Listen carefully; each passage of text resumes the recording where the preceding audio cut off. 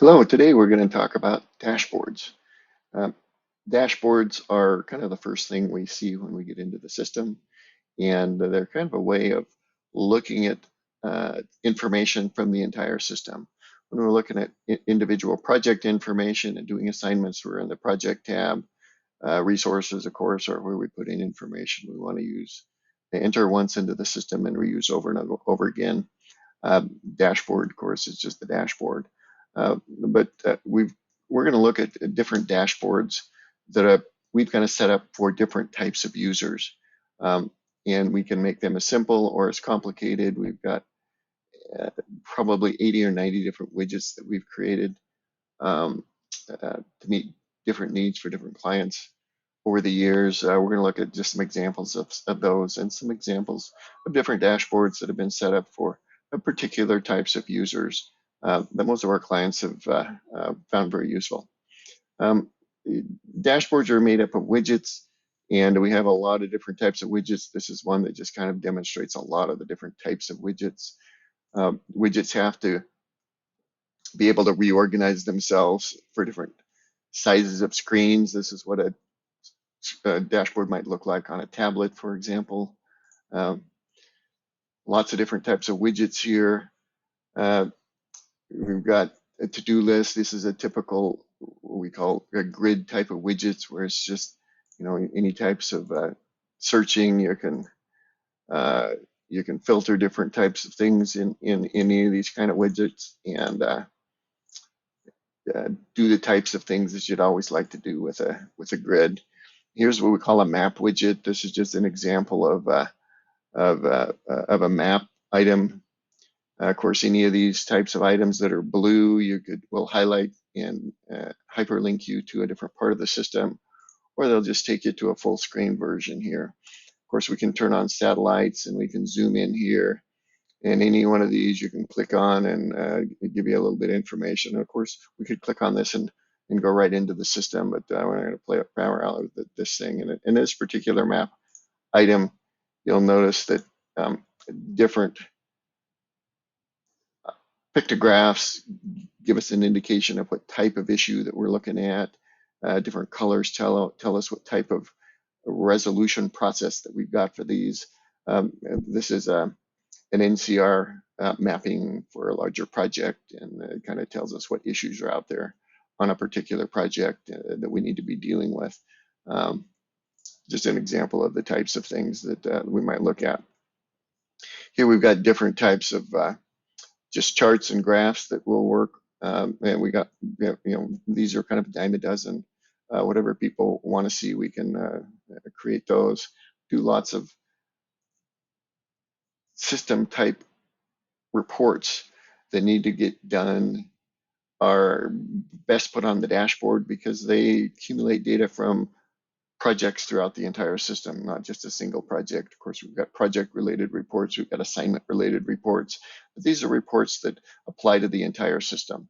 And we've got them grouped in different categories and different widgets. We might want to link to a lab dashboard and kind of see what the lab dashboard looks like. Here we've just got lots of different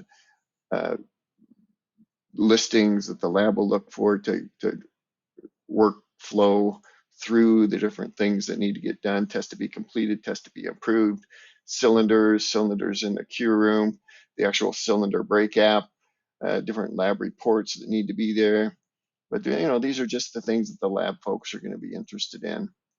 But we get back over here, we've got kind of custom apps where we've this one was made for kind of a DOT project that wanted to be able to go in and look at specific types of materials and specific information about how those materials are done and how their quantities and frequencies of reporting get taken care of. They can go to listings of any type of report that they want to go do. So they're just tools that make the system work better for a particular need for a particular individual.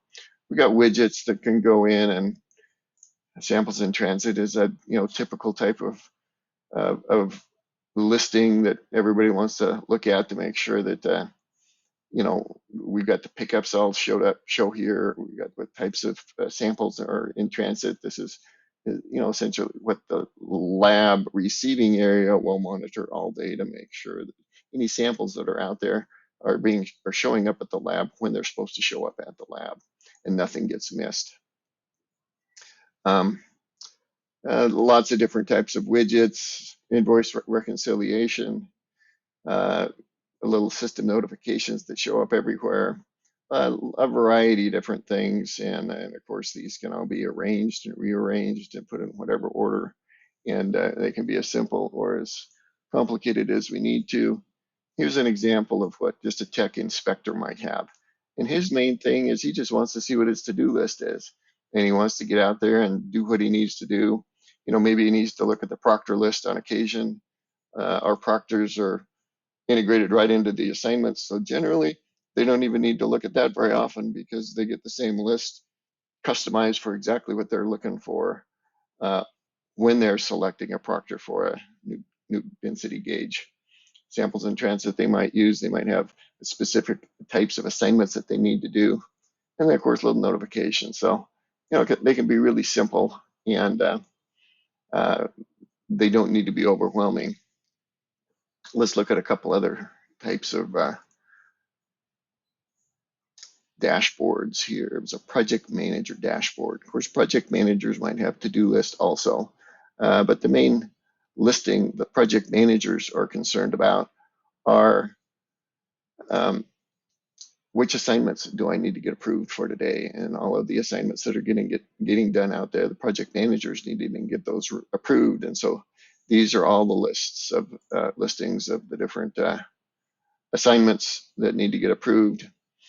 They have links to, invoice reconciliation, uh, interim reports, concrete reports. So if they've got concrete 3, 5, 7 day interim concrete breaks that need to have an interim report done, we have a special little report for those. And it helps them to go in and just, these are all just the stuff that might need interim reports generated for them. Concrete strength, of course, has a different time cycle because you have to wait for the 28 days before your concrete strength gets approved. So that has its own little listing. Anyway, customized to do the things that you need to do. Different lab reports that they might also need to look at are available for them here also. Here's one that's kind of helpful. This is a field tech efficiency report. And of course, this is demo data, so they don't uh, look as nice as if it was having data put in every day. But reports that are completed in the past week. How many reports have been? How many samples have been collected and started in the past week? How many DIRs were late? How many DIRs are still? How many hours have they been open? How many densities are out there that are late? Concrete placements that are late? Pickups and average time it took to pick things up if they were assigned to do a pickup. So these are just efficiency types of things that a project manager or an executive might want to review. They give some indication of how the different field techs are performing out in the field and doing the things that they need to do. So anyway, those are some types of things that a project manager might find useful out there. Here is an example of an executive dashboard. And here is a report that where the project managers now are getting reviewed. And this has to do with average wait time for their approvals. In other words, they've got a bunch of reports out there that need to be approved. How long is it taking for them to get the approvals done? And these are all in hours. And then average time that a report has waited over the last 30 days gives you a little bit of an idea of how things are going with your project managers. And of course, they have pretty much all of the different types of reports, and all the report groups will show up here. Some of the same things that other folks have. Company news, they might need to go in and deactivate projects. Of course, this is available on the project managers. Also tells you how old a project is, when the last assignment was last done, how many uh, uh, assignments are out there on a particular project, and different information so that you can go in and as projects get finished up, we can just deactivate the project and uh, get them off of our active system so that they kind of get out of the way, and it's a way of easily doing some housekeeping that any system needs to be able to do. Of course, any project can be easily reactivated at any point also, but generally when projects get finished, things need to get deactivated. It's an easy way to do that.